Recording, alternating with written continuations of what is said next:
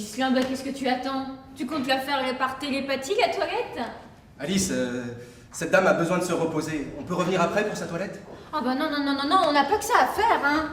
Allez madame, réveillez-vous madame. Nous avons choisi d'élaborer un projet de formation innovant, interactif, en faisant intervenir le média théâtral pour aller communiquer avec la population professionnelle la plus concernée par la réalisation de la toilette au lit, c'est-à-dire une population d'infirmiers et d'aides-soignants. Madame, réveillez-vous.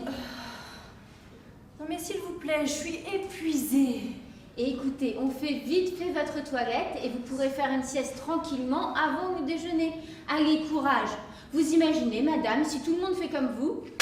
L'innovation de ce dispositif, c'est d'à la fois avoir proposé une action de formation, mais également d'avoir proposé un deuxième volet d'évaluation et de mesure de ce qu'il se produit lors de la toilette au lit des patients. Nous avons proposé cette formation à 105 professionnels de l'ensemble du groupe hospitalier. Et nous avons également proposé des ateliers thématiques sur les 4 grands axes qui concernent et qui vont en fait être importants dans la prévention de la douleur. L'évaluation de la douleur, évidemment avant la réalisation de la toilette, pendant puis après. L'administration dentalgique, quels sont les médicaments qui peuvent aider à réduire la douleur lors de la toilette. Le troisième point consiste à aussi apporter des réponses non pharmacologiques aux patients avec un focus sur comment distraire l'attention d'un patient potentiellement douloureux lors d'un soin. Et le quatrième axe très important qui était celui de l'installation, de la mobilisation et des principes des bonnes pratiques de manutention du patient lors de la réalisation de la toilette. 2 axes d'évaluation ont été retenus suite à cette action de formation. D'une part, nous nous intéressions aux indicateurs de transfert des connaissances et on voulait en fait observer de quelle manière les professionnels avaient pu transmettre à leurs collègues.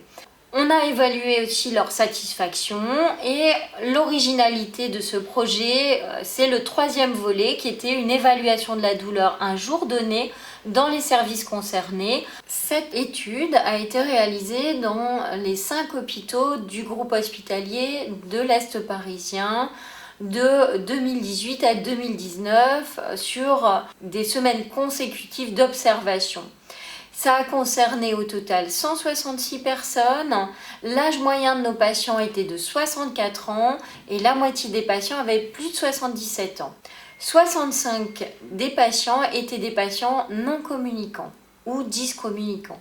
Ces toilettes restent douloureuses et ce, malgré un certain nombre d'actions réalisées pendant la toilette pour réduire la douleur.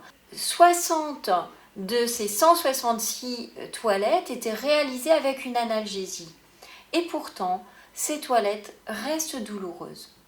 Avant même de parler des axes d'amélioration, il faut pointer les forces qui ont été identifiées au travers de ce programme Nurse Pain Prevent.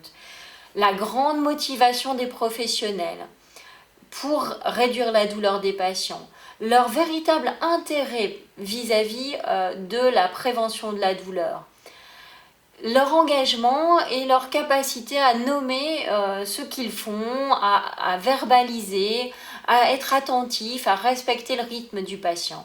Voilà les points positifs que cette étude a mis en avant. Cette recherche a vu le jour grâce au financement de la Fondation Apicil, mais également grâce au soutien de la Fondation Recherche APHP.